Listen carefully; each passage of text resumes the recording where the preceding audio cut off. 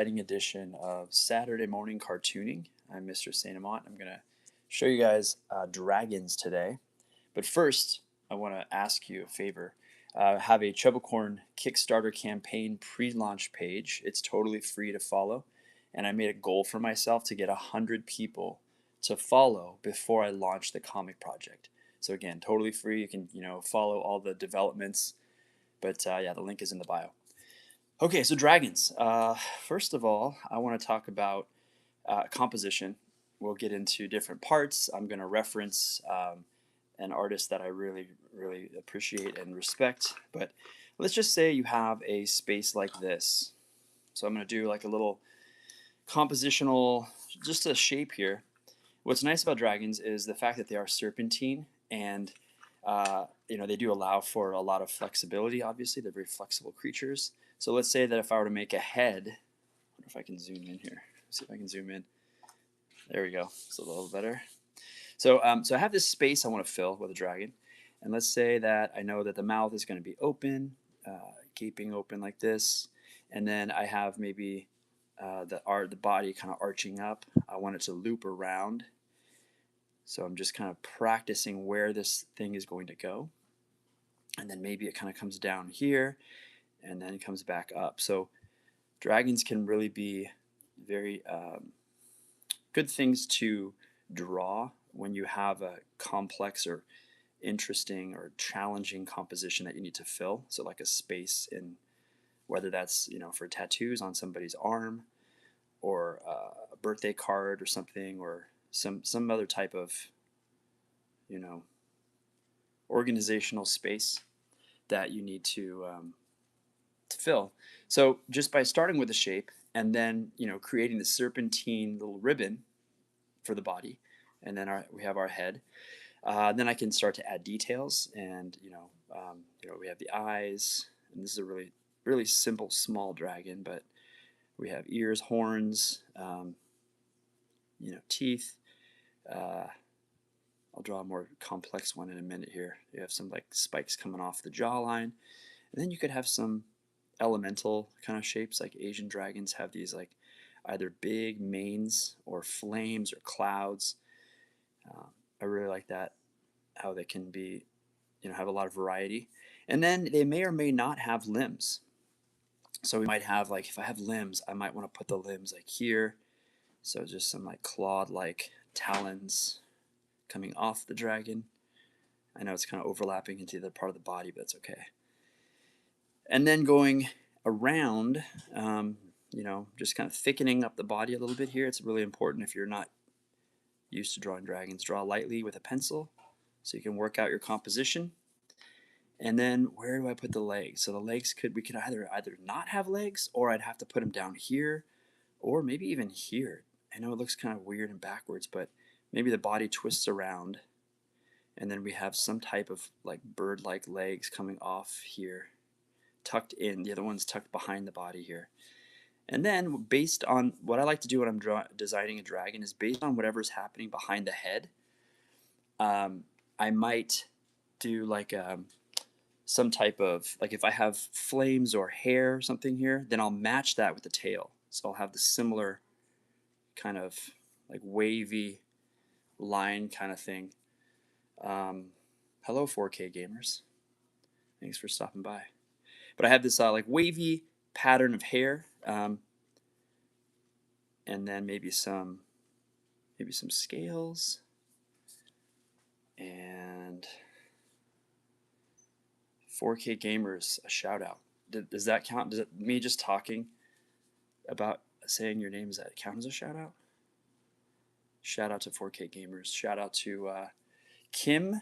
Oh man, okay. I can't say your name. Kim Chidoroko Sushi. Luna, hello. Okay, so our dragon is going to. I could get really complex here with this, but it is so tiny for me to add scales and for belly scales. But maybe if I have time, I'll do a belly scale demo. You know what? Let's try it here. Let me switch my colors so you can maybe see it a bit better. I'll zoom in a bit more, so you can probably. Okay, here we go. That's good. Sorry not to get too shaky. My camera arm is like really sensitive. Okay. So if I had belly scales, belly scales are those scales that we see on the bottom of snakes and lizards. So we usually see a similar thing for dragons. And I'm going to draw these scales. Now the trick with belly scales is you have to remember a dragon is tubular, right? So it's like if you think of it like a noodle, if I had the spine here, belly scales here, the scales have to wrap around the form. So they have to help us define the form, even though it's a flat, image. We have to give that illusion. So as the scales curve down, I'm going to draw them under the arms here. But what's cool about dragons is just like a snake, um, scales. When they twist around, the belly scales are going to twist too. Now look what we have to do. We have the chest here, back legs are here. We have some major twisting to do. So what I want to do, I'm actually going to adjust this one a little bit. I'm going to draw the belly scale starting to dip down and twist around. So watch how it's going under the arm here. The chest is here. It's going to twist down like this. And so you can see now, if I were to emphasize the whole body, we have the belly scales here. Now they're changing direction a little bit. And then we're going to flip them around on the other side to get ready for those legs. Hopefully that makes sense. So it's under, we see them exposed, almost completely exposed here, a little bit of the back, and then it tucks back under. Oh, by the way, thank you 4K gamers, very nice. I really appreciate it. I have a lot about dragons to talk about. I don't draw them enough. I like drawing dragons, and yeah, they're fun. So let me just outline these claws here. And then we'll do this little leg. And again, this is just a really simplified, relatively simplified dragon. So now the belly scales continue, and they're going to be under, and we could twist it around again if we wanted to, but the problem with that is it would probably compete with the detail here. So I may not want to bring the scales around. However, I could possibly twist it. I don't know if I could do that. Or maybe I twist it this way. Maybe I go back like this so they reappear on this side and then tuck back under for the bottom part. Yeah, anyway. So that is just a simple dragon to get started off with.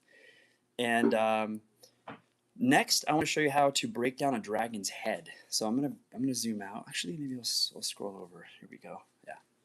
So a dragon's head. Now I want to talk about an artist that I really like. He's a tattoo artist, and his name is Bill Canales. I'm gonna write his name up here. He is even if you're not looking to get a tattoo, is it Canales? I think it's Canales. I should look that up. Bill Canales. Sorry, that A is getting real crazy. I'm pretty sure that's his name, Bill Canales. He's based in San Diego, and I love how he draws or tattoos dragons.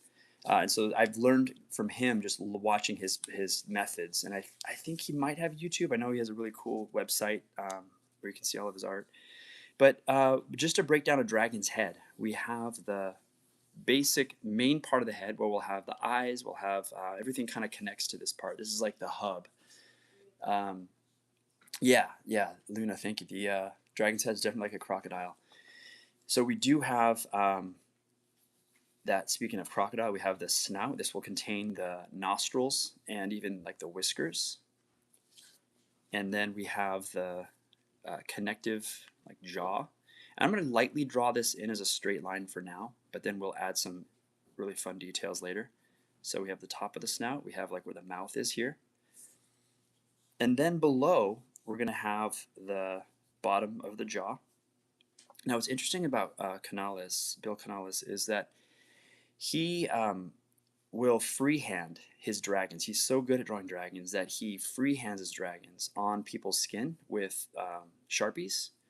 I've seen that technique before. Actually, when I got one of my tattoos, the artist, they start off with a yellow Sharpie to get the base composition, and then they do like an orange or red on top of that to get the details. And then if needed, they will do a blue Sharpie to get the final line work. And then on top of that blue Sharpie, is where they draw or ink. They use their machine and they start applying um, ink with the needle.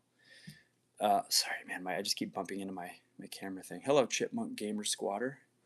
Um, yeah, 4K gamers for sure. The membership, I'd really appreciate that. Membership is open, and I've reduced price and I added some extra features to it. So check it out, you guys.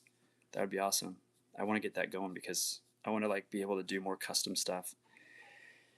When I was talking about Bill's technique, I failed to describe what I'm doing here. So we have the main head, we have the snout, we have the connective part here, the jaw, we have the chin, the mouth, the lower jaw, we have an ear, and then we have these two lines for horns. Now, why I'm drawing it so simply is because I actually was training to be a tattoo artist for a while, and I was learning. I think I was learning online. I had a few friends who were also tattoo artists who were teaching me. I took lessons from one of them, and I was considering, you know, doing it. And so I got all the equipment. I was practicing on fake skin, and I finally tattooed one of my friends.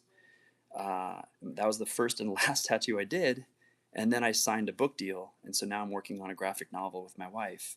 Two books actually, two graphic novels. And so I'm so busy, I don't really do tattoos anymore. I don't have time to practice.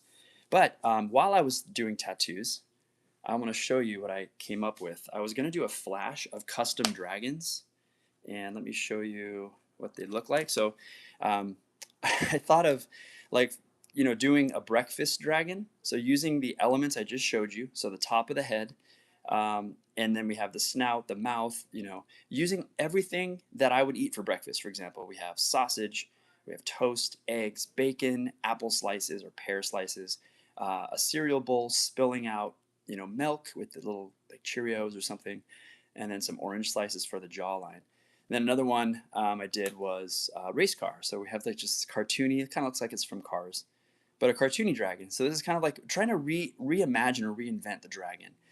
So we have a car. We have the nostrils. We have the teeth. The road for the lower jaw. You kind of have to look at it as a whole picture. And then we have the smoke from the tires or the steam or whatever, smoke, I guess, as the back like jawline spikes. And then we have the horns that are the exhaust pipes. So I was practicing on doing a bunch of, I think I did a donut dragon at one point. But, once you have these down, once you have all the elements of it, then it becomes easy to start to add and break these down. That's why I was isolating all of these parts. So like you could, make a dragon based on your favorite sport. But I'm going to actually do a Bill Canales style dragon. So let me do that now. I'm going to do that with marker or my brush pen on top. So I'll be using my Copic. Thank you, Marie. I appreciate that. And so let's go ahead and get started. So I'm going to now notice I have this structure down. This is very similar to how a tattoo artist would freehand on somebody. They would do all of these lines in marker, and then pretend this ink is like the needle, doing the line work on the person's skin. So let's go with some nostrils here, adding nostrils to the little structure that I have. We have the nose here. I'm going to now go over with a lip shape, and we'll have the whiskers coming back. Whiskers can also add a nice design element and compositional interest. So like with Bill's work, what I love about his is it's a contradiction of all kinds of sorts. He has tightly bound details, especially around the whiskers by the mouth, and I'll show you that in a bit. And then he has some spread out, smoother lines. He's a lot of spikes. There's just a lot of fun shapes to learn from when looking at his work. So I have this kind of snarled looking snout, elongated snout. Then I'm going to build in the eyes, and the eye is going to have a little bit of a structure underneath it. And then we'll draw the other eye, kind of like this. And I'm going to have the eyebrow coming over like this. Maybe another piece of the eyebrow here. And then I'm going to draw on the other side, just going to match what I have here. The other side I might have like So because this dragon is like grimacing or snarling, we're going to have this buildup of skin right here to show how angry it is. We're going to have another line up here. And these are going to be just these really elaborate, spiky, hello, Bumblebee. And let's see, draw another couple wrinkles here. We're going to draw more of a kind of a compressed forehead. It looks kind of crazy, and maybe I should vary that up a little bit. It's okay. And then I'm going to draw maybe a couple more lines under to kind of match that other side, to imply that other side there. And then just some more wavy lines to represent the eyebrows. And then with I'm going to work back down to the lower jaw here, and I'm going to draw these like these kind of spiky, expressive whiskers that kind of shoot off the sides and kind of define that lower jaw.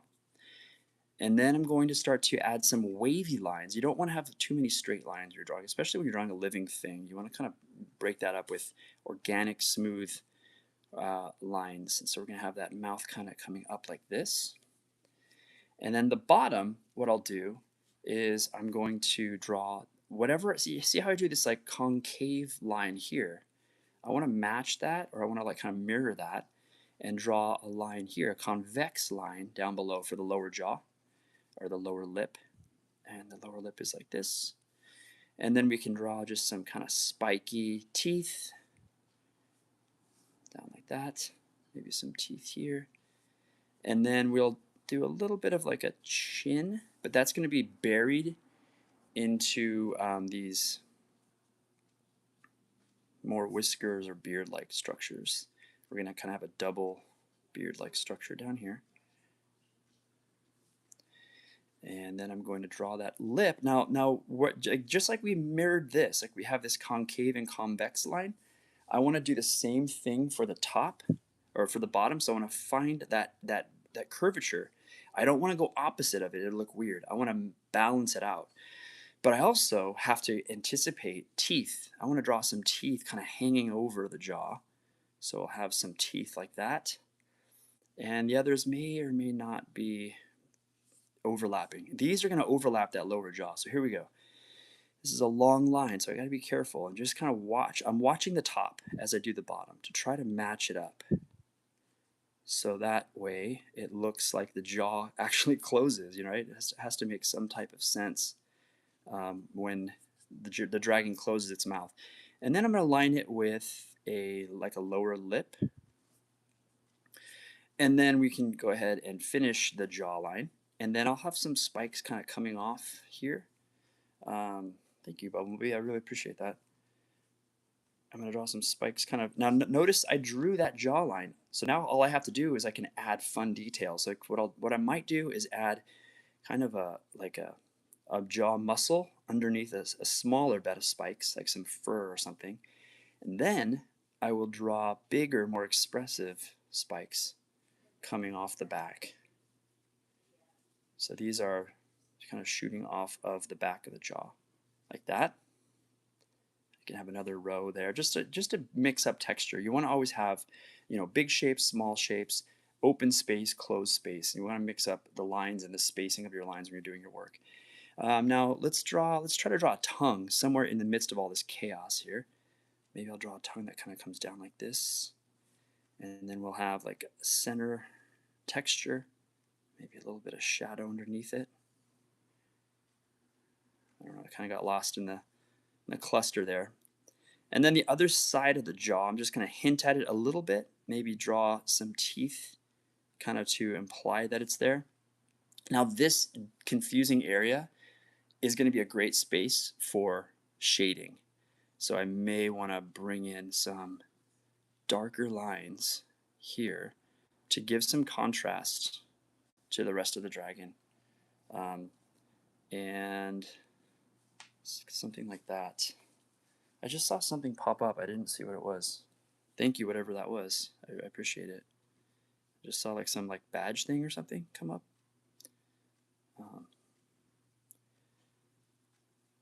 Okay. So I'm just filling this in to again, give a better sense of, I could have probably done that tongue a bit longer. It's okay. Um, and then now we can draw maybe a couple more details and spikes. All right, now I'm going to build up that forehead. I'm going to draw the forehead back here. Now, those of you, if you know my style of art, it's definitely a departure from my normal derpy. Most of the time my dragons or my people are like, just derps. And if I were to make it a dragon, it'd be like, with ears and stuff and spikes, and then a snake tongue. But yeah, I'm doing a little more detail today. Okay, let's see. So, oh, thank you, Samantha. I thank you very much for that. Um, let's see. I'm going to draw some bumpy lines now, and we're going to prepare for the horns.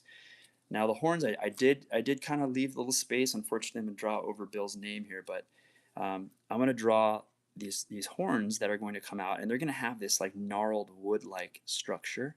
And I've seen how Bill does these, where it's like it looks like, obviously it looks like bone, but it also looks like wood. It kind of has this elemental quality to it, like gnarled wood. And so you could have these spikes that kind of come off and have this different texture than the spikes that we have here. So it's kind of older, drawing maybe some, some shading, maybe textural lines underneath. And then we're going to have another one coming off on the other side, and try to match. It doesn't have to be perfect, but trying to match the patterns or the structure of the other one. And you can sometimes, what I like to do is I will mostly shade this back one just to really push the form a little further back.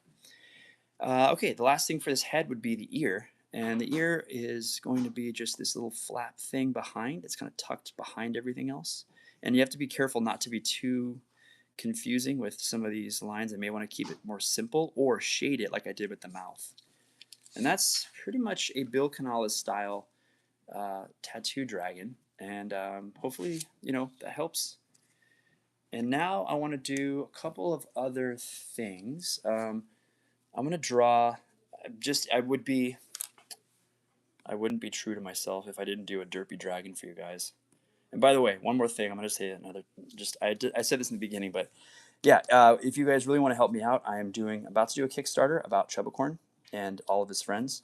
And so there's a Kickstarter campaign. It's a pre-launch. It's totally free to follow. And I made a goal for myself. Once I get 100 people following the pre-launch, that I would launch the comic project. So feel free to help me out there, and it's just a free follow. All you're doing is basically following along my process as I get ready for a comic launch. Okay, so let's go ahead and draw a Chubdragon. Speaking of Chubdragon. So now the same idea applies, like I said earlier. If I wanted to do a shape, so if I wanted to do some type of, composition, like just random shape, I could do that. In fact, let's try it. Let's just do like some random shape that goes like this. I don't know. Let me see if I can zoom in on that. There we go. So now I can have my Chubdragon kind of, here's the head. I can then take the body and go around like this, like something like that. Then I can go along. Maybe I can do like another tighter twist right here. So it's more like of a corkscrew twist.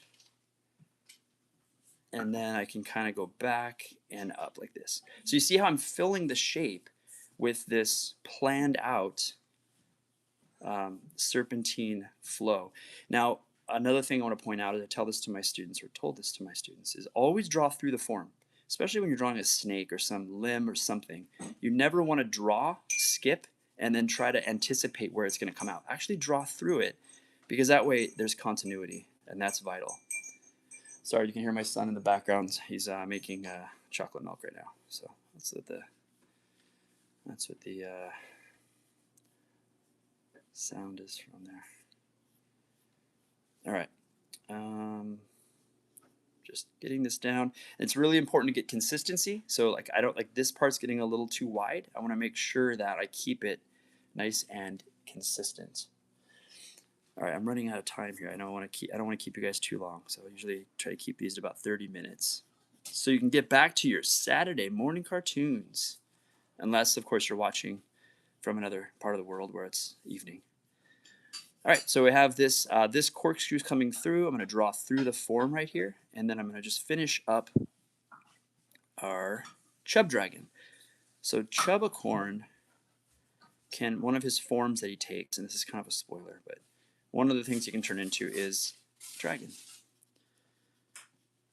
And I won't say anything more than that because you have to read the story. Which, by the way, the Chubacorn comic, is free to read on my website, me and my wife's website, and that website is Saint Amant. Oh no, I'm gonna run. Oh no, I'm running into my drawing. It's one word. Let me do it again. Let's try that again. Saint Amant Stories.com and go to webcomics, and you'll be able to see the Chubacorn story. We post a new page every week. Okay, so I have the basis now of it, and what's cool about a Chubdragon is they can be elemental. I'll draw his little horn on the top, and then I'll go ahead and switch to marker now that I have the rough draft, and I will just start to draw in his little derpy face, and then his 3 lines for his horn, and then I get to choose where his arms will be, or his legs. Let's say I have his legs kind of back right here. He just has these little stumpy legs. And then the other legs, so let's say we have the spine here, we have all the organs. The other legs can just be maybe right here. Just 2 little stumps coming off like that. And then what I want to do is add some elements. So Chubdragon, I like to make a cloud Chubdragon. So I will do, like, down his back, maybe some cloud patterns, swirling clouds that kind of tuck over his back. All right, so now we'll continue that. So notice how I'm drawing all of the parts that I know are going to overlap ahead of time. So I'm pre-planning this out as I go. The problem with Chubdragon is because it's such a smooth shape or form, it doesn't allow for much mistake. So like right now I just made a little too tight of a turn there. This is not easy to do. With a dragon, I can make it lumpy, I can make it spiky. Like, see, I made a little mistake there. It's okay. And then I'm going to just draw that. I think I had too much coffee. My hands are like shaking like crazy right now. All right, so we have the upper body pretty much done. And then the continuity of the lower body, we'll just draw right through here. But now I want to have more clouds. I want to have clouds maybe right here just to bring that composition out. So I will draw maybe a couple of cloud shapes here, but I want to make them a little more 3D, like they're kind of like, it's almost like soap bubbles. It's clinging to, to a limb. All right, and then I have the body coming through like that, and then, yeah, usually my hand is not as shaky, but I apologize for that. All right, and then I will have some, let's do some more clouds. Let's do some cloud puffs here. So swirls of clouds here. Like that. And